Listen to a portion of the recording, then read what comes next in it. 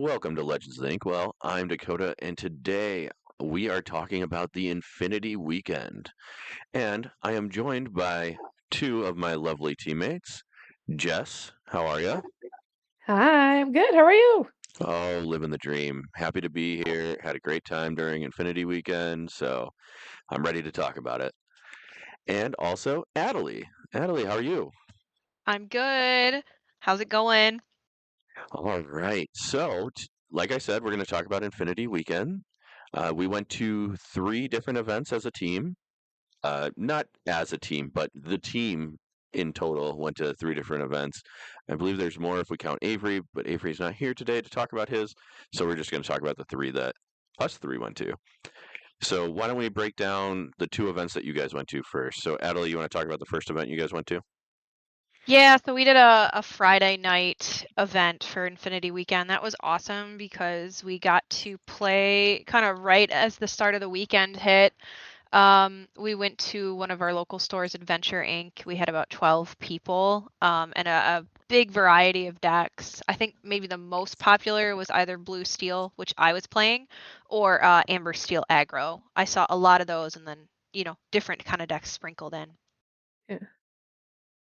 Or Steel Aggro seemed to be everywhere. Just like Blue Steel, right? Yeah. We love seeing Sapphire Steel back and all that. Jess, do you want to introduce the second event that you went to, and then we'll dive deeper into each event after. Yeah, sure. So the second event we went to was on Sunday at one of our other local shops, also one of our sponsors, Game and Company. And that one, I think we had also had around 12, give or take, people playing. And for that one, it's kind of funny because there was a lot of like Ruby Yam that was there compared to like I don't know if there was any Ruby Yam the first weekend or the first day. No, Um, I don't think there was. I think it was a lot of steel on Friday night, yeah, but then yeah, Sunday had more purple and some yeah, ruby Purple and X. Yeah, yeah, I actually think a lot of purple on Sunday. yeah, it was everywhere. It was a purple fest. We're Yeah. stuck with the purple in their head, the amethyst there. And then the Yeah. last event that we will talk about a little bit here is the event that I went to, which is the Loot event. It was their normal league, essentially, but we did 4 rounds instead of three. And obviously, Infinity format, we had 9 people there. And that was also Sunday. That was 5 o'clock on Sunday. So it was right at the time where you guys were finishing or near the end of Yeah. your 1K, and we were just starting. So we couldn't get all the people there. But yeah, so I mean, pretty similar size of events everywhere, I think, right? 9, 12, 12. It's pretty good. Yeah. Yeah, it's nice to see because sometimes local play doesn't always get a whole bunch of people, but I think Infinity kept it really fresh and got people excited to play their old cards. Yeah, and I've heard a lot of talk recently from different shops and obviously players that pretty much after Richmond, most of them are going to be focusing on Infinity outside of set champs. And I think a lot of the leagues will either have an Infinity and a core constructed night, or they'll switch every other week, or they might just switch to Infinity until set champs when they have to go back to core again.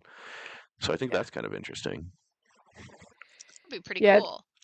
yeah, it's definitely going to be an interesting environment to kind of try and navigate because you have people that are going to be going to Richmond, and then you have people who weren't able to get a ticket or they don't have an interest in going to DLCs, and there's not really much of a reason for them to focus on Infinity, so it's going to be interesting. I think it's going to be fun though. I do think that. Me I'm too. excited to kind of mix it up a little bit, you know? Yeah, I I'm curious to see when we think back to like some of the old Infinity decks and how they might change with the newer cards. Like I think about the OG Emerald Steel discard and like Ruby Sapphire and like what those are going to end up shaping out as. On the different discard packages, Yeah. I'll talk about it during the loop, but there was one person playing a mill deck, so that's cool. That's awesome. That's so Yeah. old school. Back to set one even. We were doing whole new world mill decks. Yeah, it was Jacob, as you could guess. So, Oh my gosh, how did he do on mill? um, well, so I guess we'll just hop into loot, right? Since we're Sure. going to talk about it. So round one, he ended up actually playing against Patty, which is his mother, who knew he was playing a mill deck and ran 70 cards. And That's then so funny. the next round ran into somebody playing 62 cards. So he was like, "Man, what is up? Everybody always plays 60, and all of a sudden, I bring a mill deck, and everybody is just playing extra cards." So Well, he would have got me. I am a very strict 60 card believer no matter m- what. me too. I actually ended up playing him, and I was just faster than him. I played a Amber Steel locations list. So I had 24 locations in my deck, with John Silver being the highest cost character at 3 cost. And it was a lot of fun. It was very fast. It was very annoying for my opponent to remove all of those locations because on turn 3, when you have 2 daisies and 4 locations out, it's rough to come back from that. That's crazy. They really compound, I bet, and like you said, really quickly. Oh yeah, oh yeah. So that was a lot of fun. I ended up going 4-0 on the day. Um, it was a great time. I had a lot of fun playing against all the different decks. I think we only had one Sapphire Steel, which was Ooh. cool. We did have an Amber Steel aggro. Obviously, Milas is mostly aggro, but also very heavy locations. And then we had, what else did we have? We had Ruby Amethyst, Emerald Steel, and a Ruby Steel. So it was a pretty good mix of cards. There might have been only 2 decks that were the same color combination out of the 9. Now, did Loot do best of one like they usually do, or did they do best of three? So it was originally scheduled as best of 3 rounds, best of 3, but because it was all the same people as local play normally is, we all agreed that we would be okay with switching to 4 rounds, best of 1. That's high stakes, and it's cool you went 4-0. So I don't know if you won all your die rolls or if your deck was just that fast. So Just that fast. I that's won I awesome. won 2 out of the 4 die rolls. So, Okay, so 50-50. Yeah, yeah, 50-50 and won them all. very nice. Locations do go fast. Locations go fast. Did you play against a blue steel at all, or you said there was only one there and you? There was only one there. It went 3-1 and only lost to me. Ooh, okay, that's interesting Sassy. because I wonder how I would have partnered on blue steel myself into amber steel aggro locations. That sounds tough. I think if it was a best of 3, it would have been a better match. I got the jump on him. I did win that Mm, die roll, and his first hand was not very good. Mm. yeah. I Okay, so he think didn't have it Bell. could have. He had Bell, but he didn't have anything after that. Ah, interesting. Okay. Yeah, yeah. So I think game 2 probably would have gone to him, and then game 3 would have been a toss up again, depending on what he drew, and with me going first again, right? Yeah, yeah, because if I saw your deck, especially if I knew what you were playing, I would want to start out something like Popsicle Bell, Sail, Popsicle Bell to have a shot, especially on the draw. Right, right. Yeah. Yeah, and I think if I would have, obviously, if there was a third game or second game, even, I probably wouldn't have started with locations in the second and third game. I would have started with daisies if I could, um, Yeah. just because I could then try to weed out and then along came Zeus from that deck.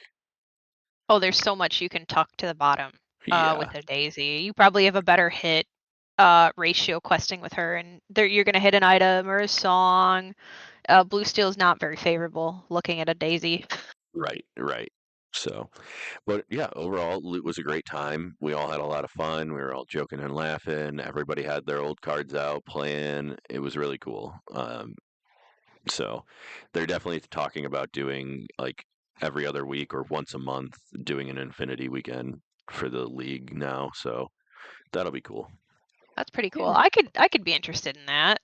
Yeah, why not? Change it up. Right. Right. So let's dive into Adventure Inc. since that was your first one. Yeah. Jess, kick it off. How was your experience? You had some spicy matchups. How'd you feel about it? Um, my matchups were fun. I did not close out enough games, as many as I was hoping. But I still had a lot of fun playing. I started off with round one. It was paired against Blurple, but it was not traditional Blurple. And it's funny because I got to think about it, and I'm like, Blurple didn't exist in Infinity, like before set rotation. Like whenever we were playing several sets ago, like that just it wasn't really a thing. So like we haven't really seen an Infinity version of Blurple. That's Um, true. so that was kind of interesting. Um, I, for reference, was playing uh, Ruby Steel Pirates with locations, um, and it was very Non-silver. fun. Love. OG Jess. If you know, you know. Jess loves her Ruby Steel Pirates. I do love pirates. They're so fun. Um, and it was fun because I was able to pull off a move. So I was running the one drop 3/2 Moana. Um, she can't challenge unless you have a captain character in play. So if I didn't have Captain Hook or John Silver out, she was just questing away and would basically get rid of anything that would challenge into her. Um, but I was also running the 7 drop Big Moana that whenever Ooh. you play her, you can move any number of your characters to the same location for free, and then you get a lore for each character that you move there. And there was one game I dropped her and moved everything to I think it was Castle Wyvern. Yeah, moved everything to Castle Wyvern, and so everything got Challenger 1 and Resist 1. Like, Nice. and my opponent was like, "What the heck?" Do you run Illuminary Tunnels in your deck? I did. Yep, I ran a 4 of that one. How'd you like it? Funny enough, even though I ran a 4 of, I hardly ever saw it. Yeah, Huh. I ran it as a two of, and I saw it once, and the one time I saw it, I did the thing, moving a character there, and then the next turn gaining lore equal to the number of locations you have. Yeah. Insane. Wow. Yeah. Jess, your star of the show, as always, has been the John Silver +1 resist, +1 lore, right? For each location. Yes, yes. He's the Yep, best. he came in clutch. It was also really fun getting to play Mr. Smee again. Um, there were some expected things and there were some explosive turns. Like I had Mushu in the deck too. So Ooh. being able to, move things to a location, get Challenger 1, resist 1, and then resist 2 from Mushu, and I also gain lore off of challenging. Um, makes for some very quick, sudden, unexpected lore gains. Something old and something new is what I really, really Yeah. liked about Infinity, because you saw all Yeah. the old archetypes, in your case pirates or discard or what have you, but you got to see some of these new set, what, 8, 9, and 10 cards Yeah. in the decks, which was really interesting to see how these core staples are interacting with our old Infinity staples. Yeah, and one character that we see splashed into current meta decks every now and then is the Pluto Steel Champion that came out in set 10. And I threw him into the deck as a 2 of. I mean, he's a 5/5 body that quests for 2. So that's not bad to begin with. And he's also inkable. But because I was running Ruby Steel and a lot of the pirates and stuff are steel, I threw him in there. So during your turn, whenever one of your other steel characters banishes another character in a challenge, you gain 2 lore. And then you also Oh. have the possibility of his second ability, whenever you play another steel character, you can banish a chosen item. That would have been rough against my deck because you could just spam whatever steel characters you might have in hand, blow up my Tamatoa fodder, and then also gain some lore. And if you compounded Yeah. that with Calhoun or Mushu, it's probably game Right. over. I Right. mean, Like if you there had a was bunch of 1-drops, you could basically just blow up all of the Hiram fodder as well. Like, just shut down Hiram. Jick. You don't even Yeah. have to take Hiram out at that point, right? yeah. I mean, there are so many like fun, sneaky little like party trick combos in it. That like it was just it's really fun to play. Like in general. I have been a big fan of Ruby Steel locations. Being able to slam down a Jolly Roger and just yeet a pirate out it character just out of nowhere. Well, and Jolly Roger costs what? 1? So it's pretty low Yeah, investment for you anyways. yeah, yeah. And it's funny because I what's people ignore Jolly Roger a lot of the times because you don't get passive lore from it. And they're just like, oh, well, like if you're not getting passive lore, like I don't really care about it. But they forget the fact that pirates go there for free and characters at that location gain rush. All for 1, right? And it's spammable. Yeah. I remember when you top 8 at a 1K on Pirates, and I Yes. learned pretty quickly to not leave your Jolly Roger alone, even back then. Yeah, that was like lesson number 1 when you Yeah. played Jess back in the day. Just do not leave any location alone when versing Jess. And probably Dakota as well, given what you ran for Infinity. What Yeah, was and your record on the day on Friday? uh Friday we did 3 rounds, 4 rounds. Do you remember, 3 Atalie? rounds. Three Yeah. rounds. Yeah, I think I ended 1-2. Um, I won the matchup in round one against Blurple, and then I went against an Amber Steel aggro. And one game was just like there, it was not even close. But the second game, I at least got up to like 17.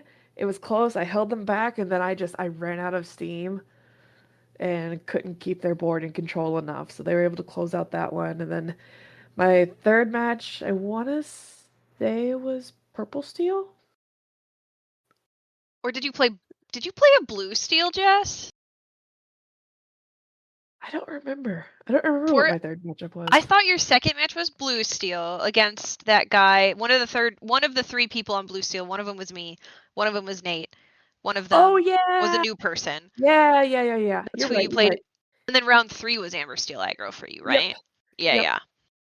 Yep. So it was. I mean, Blue Steel and Amber Steel were some pretty tough matchups. Um, Makes sense. Amber Steel, like they had like ideal God Hand opening for them, and every time like I would put a character down, they had some sort of direct damage to get rid of it one way or another. Whether that Always. was, the what's the Elsa song? Uh, Elsa. To the unknown? yes. No, Into the Unknown Let it is go? is the new one. No, it's the Amber Steel. Storm. Let the storm rage on. Storm. There Let the we go. storm rage on. Storm, Yep. There we go. strength, right? All Yep. the classic package in Amber Yep. Steel. Yep. It was either Let the Storm Rage On or Strength of a Raging Fire or Zeus or I was like, man, come on. Let me keep my pirates. I know Amber Steel's sort of on the fringes of core right now, but I really haven't missed it. No. It's always such an uphill battle, even if you win against them. It's so challenging. I don't enjoy Amber Steel aggro. Those songs just run wild when they get them. Yeah. They stack, right? You sting a storm and then you get another one, or you get a strength, or you get a wheel, or what have you. A dock, Yeah. 2 more songs. Right. Atalie, how'd you do Friday? Let's talk about your run. Friday was good. It was my first sit down with blue steel items, physically. I've been playing online a little bit and doing pretty well. I think I was in the 70% win range with it online. But then, when you play physically, your RNG is organic and you're just, kind of getting your bearings with all your triggers. And Blue Steel Items has a lot of those. So I had a couple of close calls, but I did go 3-0. I played one of our teammates, Mike, first round, of course. Yep. He was on purple steel, and I think he had the play too, so it was not easy. And if there's one thing Mike loves to do, it's draw cards. So he never stopped drawing cards. He could sing Friends again, and then what was cool is seeing, Rabbit and Genie and Friends partnering with the new Demona Legendary, which was a really big turn for him. He exerted my whole board. He got to draw some cards. I'll tell you, not once did my Blue Steel Items deck get to draw cards from a Demona, which is a good problem to have, but also kind of sad. So I think he took me game 1 because I just stalled out. And he didn't. But then I was able to take him the other 2 games, and he was kicking himself because he said game 3, he had the opportunity to really crash in hard to my Tamatoa 8-drop, the big Tommy, and he said he didn't. Yeah, because he wanted to stabilize and draw a couple more cards, and he felt like he had the lore on board. But, when you leave a big Tommy alone, there's always a dime to follow, so that's how I closed out game 3. Yeah. Nice. Classic. He was like, classic Mike. Yeah, we were going back and forth. He was like, I could have done it too. I had a Zeus, and then all I would have had to do was I could have done this, and then I could have gotten it. And I'm like, mate, that could be true. The lesson is don't leave Big Tamatoa alone. And he mentioned just like all of us being out of practice. You forget what the impact of these cards have sometimes. Yeah, that is a very true statement, I will say. There's a lot of cards that I was like, wow, I haven't seen that in a while, and it caught me by surprise, and I was like, I don't know why I'm surprised by this. Yeah, I think you just, you learn to sort of a muscle memory of anticipation of whatever meta you're in, and our brains can only retain so much of that. And Infinity, I was rusty too. All of us were. He got to dig way back in the filing cabinet. Yeah, I know she's only at 3. Can Tamatoa really close 17 lore in one turn? And the answer is possibly. Yeah. The answer is yes. Yes. What was my game 2? Oh, I was. Who did I play? I know my game Amber 3. Steel, wasn't it? Oh, was it Amber Steel? Yeah, didn't you play your friend?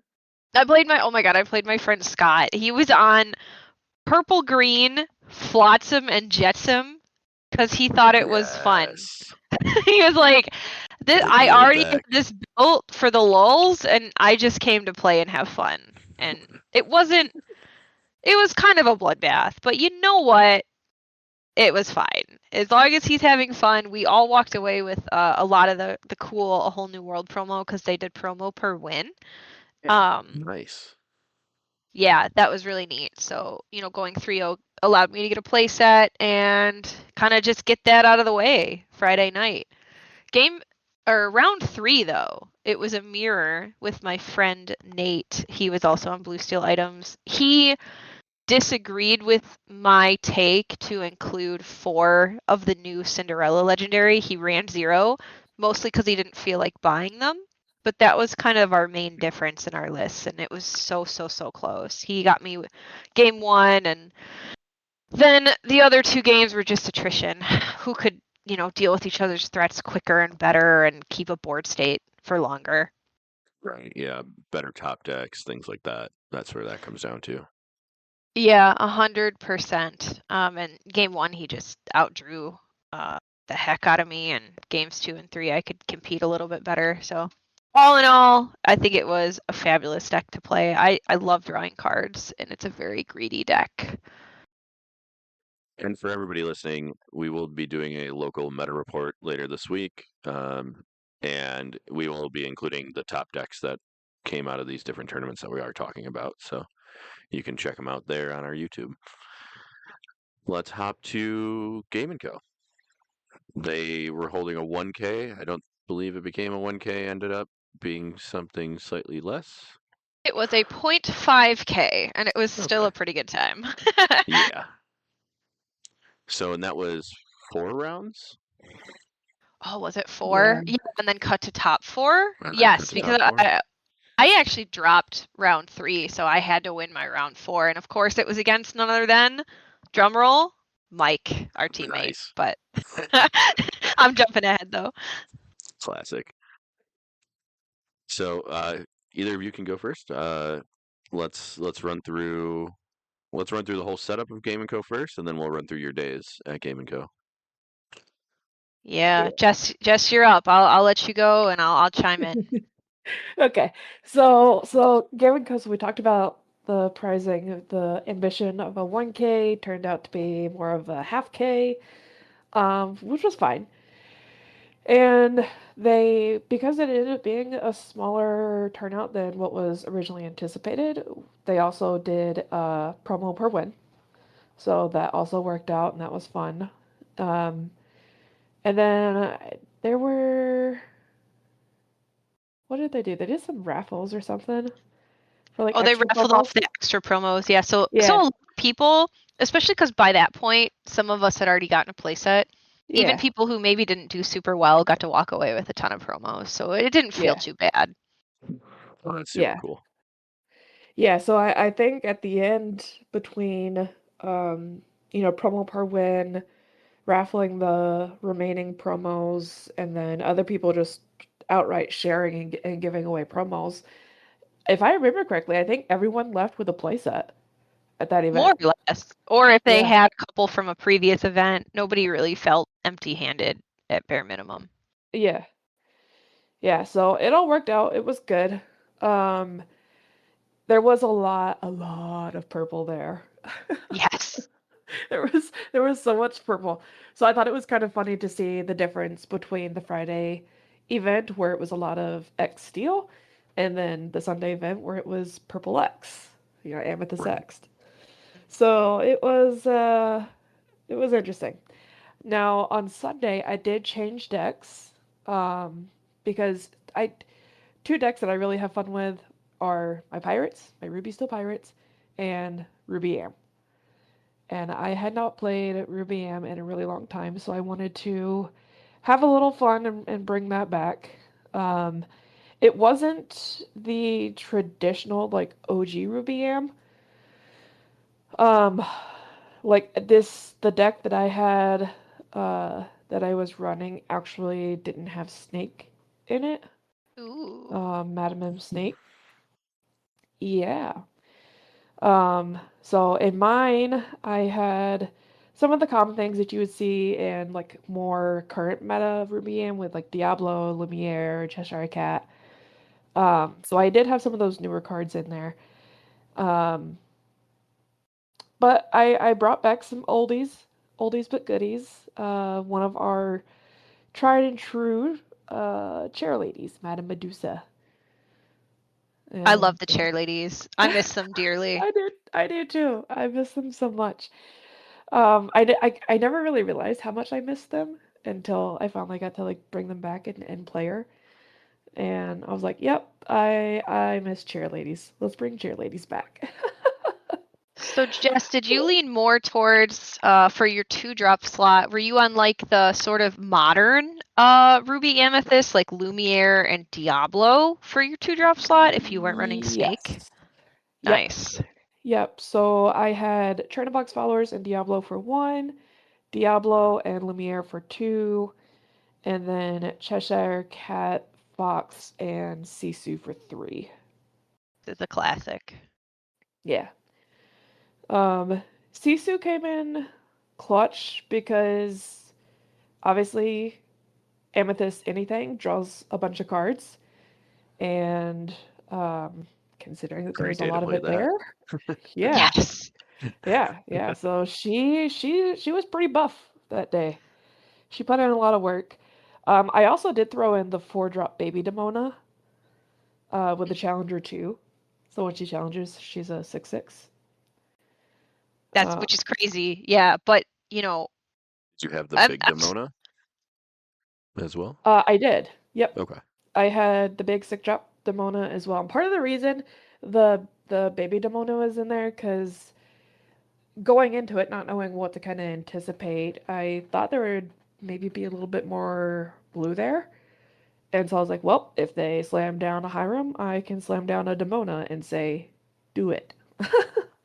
Yeah, and she Um, comes out a turn sooner than Maui, but Maui has rush, so they kind of challenge on the same turn, I suppose. So it's an interesting. I guess it fills your 4-drop slot a little better. yeah, and my my other thought process with it too was if it was like a Sapphire Steel deck, then you can't just Zeus Demona because she's a 4/6. That's true. Oh, good That's call. true. Yeah. Because Zeus is so strong. Mhm. But hitting for 5 instead of 4, like Yeah, the new Herald's Thunderbolt, Zeus is just such yeah. a sweeper. It's funny because it's just one additional damage, but it makes such a huge difference. Well, Huge and if she difference. says, sorry, Dakota, if she sustained damage, the new cat can take it off and move it, right? Did you run the cat? Correct. Yeah. Yep. Yep. And so that was another part of the reason I did that because a lot of the bodies are like 3 or 4 until you get to Elsa or Big Demona, Shark, stuff like that. Like you're more of your top end. So if I did get Cat out on 3 and I had Demona on 4, I could challenge into something with Demona and then move the damage with Cat. And I was able to get some plays like that off. Like it felt pretty good. Yeah, and I think Very. the other thing that is better about Zeus, right, is it can also challenge locations or it damages locations compared to He Hurls Yeah, Thunderbolt. True. So yeah, you get kind of a yeah. twofer there. Yep. Did you play That's the Hercules in there at all? That new Hercules, the five four drop. no, I did not have that one. Um so for the 4 drops I had the Demona Genie and Goat. Okay. Classic. Yep. Yep. Um That but I checks out. had a bunch of 5 drop options. So I had the Fifth Spirit Elsa, the Rush one. I had the new Hades looking for a deal. And Okay. then I also splashed in 2 of the Ursula Whisper and 2 Headless Horsemen. Nice. Oh, the Ursula Whisper was some spice. But when Yeah. you're already, leading lore, she puts a ton of pressure on. Yeah. And so she was another one of those things I threw in there. She's a big body. She can be evasive. She quests for a lot. And it's just another one of those threats. Because I'm like, again, going into this, if there's a bunch of Sapphire X out there, like some stuff has big bodies. Like I need things that can, go into a challenge and still stick around so I can move damage or quest and not, just lose my board presence. And so like slamming down Ursula Whisper put out a pretty good threat for my opponents and caught several people off guard. They were surprised to see that. So it put in some work. It put in some work. And then when you have Headless Horseman, so like if I didn't have my evasives out there between, Genie, Elsa, or Ursula, then I could use my Headless Horseman to banish their Elsa or their Genie um, to try and help slow them down some, until I could get them out there. Yeah, so it sounds like Yeah. you had a modern deck with some Infinity Flare more than Hmm. an Infinity deck with modern Flare, like some of us. Almost, yeah. Yeah, it's funny because like looking at the list in front of me, it's almost funny enough, it's actually almost like 50-50. Nice. What was You know what your the record at Game and Co? Uh,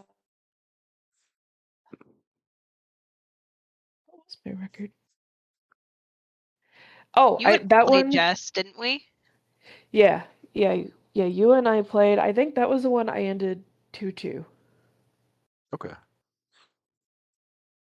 Yeah, we played round 2, Jess, and then you dead middle, and then I think you had to be 3-1 to top 4 or higher. Yeah. Mike took 5th as the strongest of the 2-2s because he basically played 3 of the 4 top 4. Yeah. So he was taking a screenshot of the standings like, I was so close. In classic We're Mike bubbling fashion, out. the first one to Classic bubble. Mike. Should have taken out Tamatoa. Always. Atalie, how'd you do? What went good? What went bad in your games? Played Sapphire Steel again. Yeah, I figured I was gonna stick with what worked. I ended top 2. So what happened was I lost my round 3 of Swiss. I was really hopeful to just be able to go 3-0, see if my opponent was interested in intentionally drawing round 4 and just have a nice, easy, smooth sailing to top 4. But round 3 in Swiss, we played our friend Andrew, and he was on green, purple, Diablo, hyper draw, and then discard, basically. And Yeah. he was able to weather the storm, so to speak, and he kind of just whittled me down. He caught me at, weak spots in hand size and took advantage of that. And I didn't have like my perfect, absolute best, curve. You can't always have it, right? So that was a 1-2 round for me. I had to win my last one, which was up against none other than Mike, and I was able to get that. But we were thinking about splitting top 4, and I decided that, since it's only a 0.5K, let's play it out a little bit. Of course. Yeah, even though I was lower seed, because I was 3-1, the 3-0 ones were the top seeds. But I was like, hey, so for top 4, I played our friend Damien. Damien was also on red purple, and it was really, really close. Game 1, he was at 19, and I snuck it out with Tommy Dime. Game 2, it was a little bit smoother because I kind of knew what to navigate for and to look for with him. So I was able to 2-0 top 4, and then I was ready to go home. So I split top 2, and that's how that went. It must feel good to relive the Tamatoa Dime days. Like I So loved good. it back then, and it's probably still great now. No. There's No. something very shocking sometimes, like we were talking about being a little bit rusty and out of practice with what to expect. But the thing about when you combine cards from all 10 sets together in a new permutations, there's always a surprise. And the thing about Blue Steel is you look at their board state and you're like, how could they possibly close this out that next turn? I can probably wait, right? Like we were talking about with Mike. I can set up for one more turn, and then you quest with the 6-drop Tommy. You get a free item of your choice from that quest, and it just all comes together, and it can be unexpected. And that's how I definitely closed more than a few games that way. And who did you split the top 2 with? Was it Andrew? It was Andrew, and I wanted my rematch. I really felt like I could have gotten it, but it was, God, like 6 o'clock, and I hadn't eaten. You get to a point, right? But Right. if he wanted to play, I was ready to roll up my sleeve. So either way, it would have been fine. But I felt like top 2, we got to share the majority of the $500.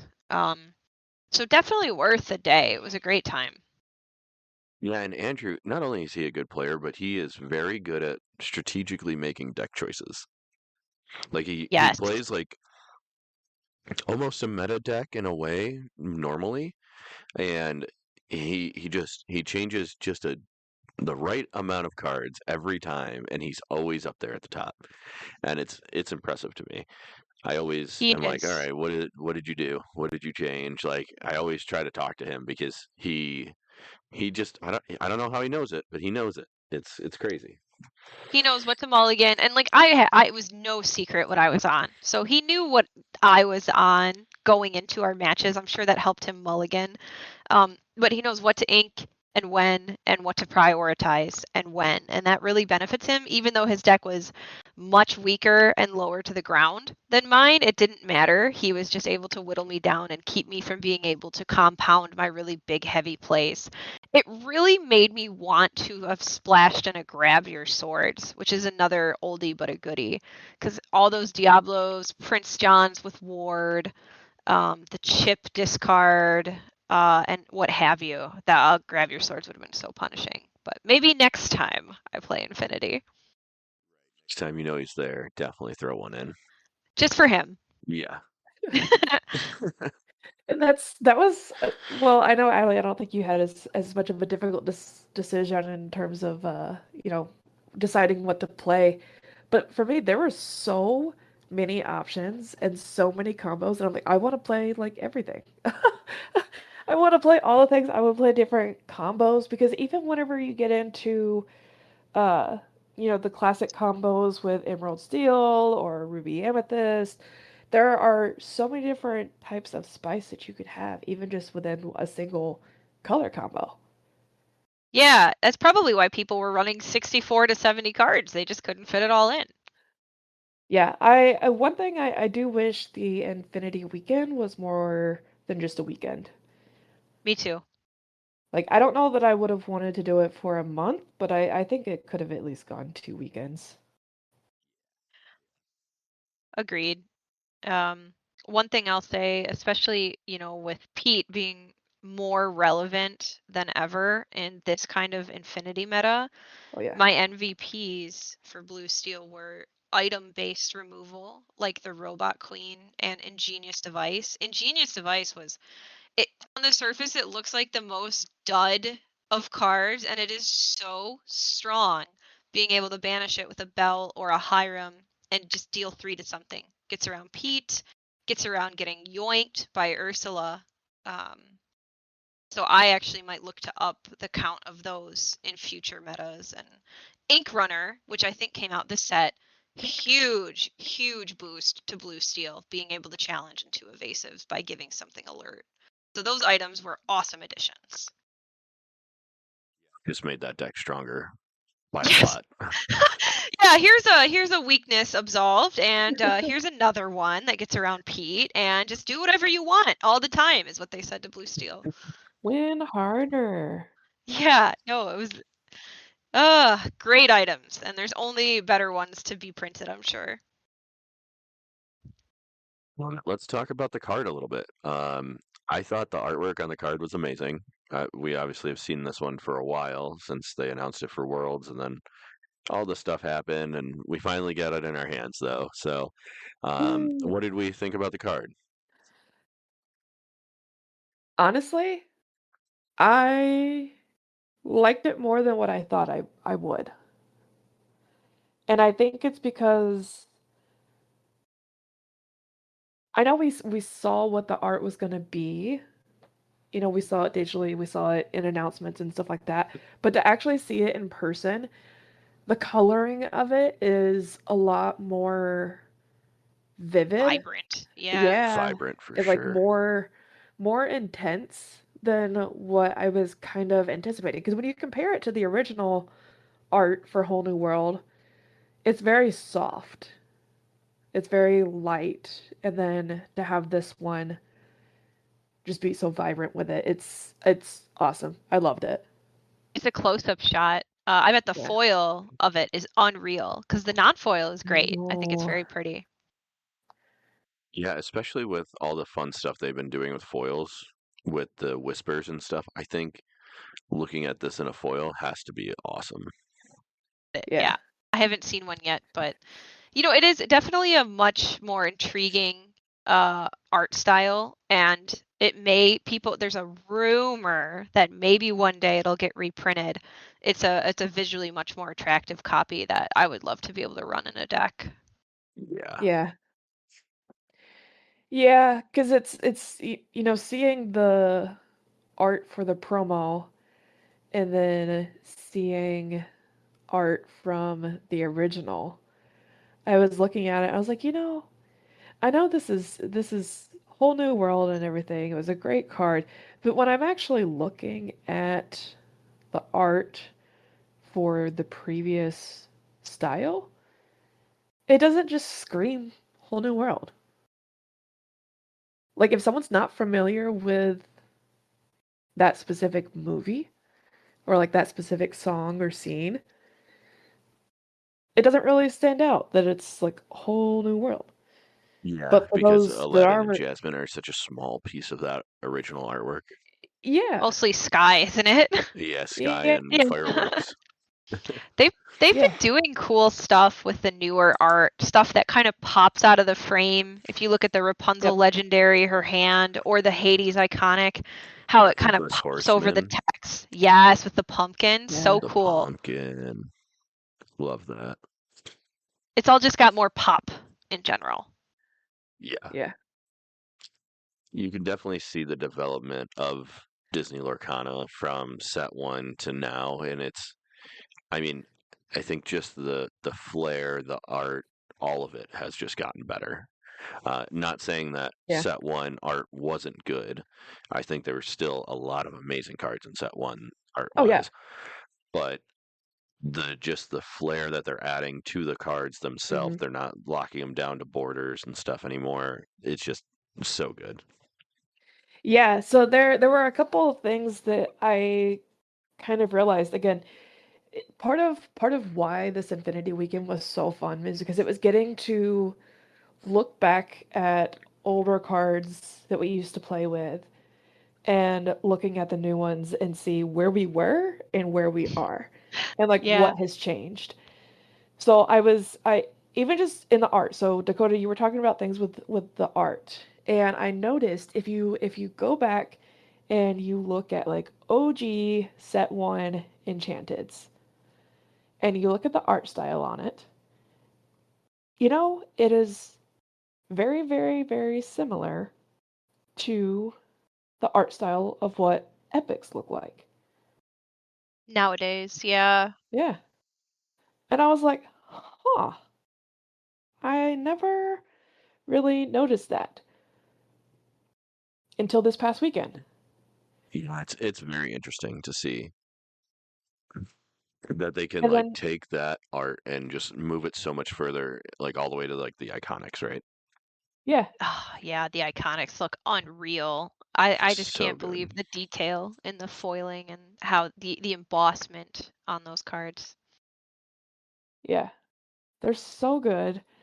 And it seems like the art just keeps getting better and better and better in some shape, form, or fashion. And it's like, holy cow, like what else can they add to these cards? Like the art and like the little small details. Like one of the ones I really like is the enchanted Mickey Mouse Steamboat Pilot, and like the Mhm. little music notes have the little gold foiling and stuff on them. Like little small details like that. They're so good. They're so detailed. They're so vibrant. And being able to see more of the art. So I mean, we still have the kind of transparent-ish box where the text goes, but it's you get to see the art behind it. Versus when you look at some of those original set one, the box was more prevalent, so you didn't get to see as much of the art behind it. So just little small changes like that. Really nice. Definitely. Okay, And I'll say, yeah, go ahead. Sorry. yep, sorry. I had one other thought. When we look at kind of comparing earlier sets to current sets, I spent a lot of time at the end of round one on Friday talking with my opponent. And it was fun to just kind of sit down and talk about cards. And we're like, oh, this card is this card from set one, but with just more power. Like talking about the power creep across the sets, with the newer stuff. That was really fun to sit down and do and actually recognize. Yeah, and especially with the Whispers in the Well, where they acknowledge that they changed the power structure of all the cards, right? Hmm. Like it's a very big difference.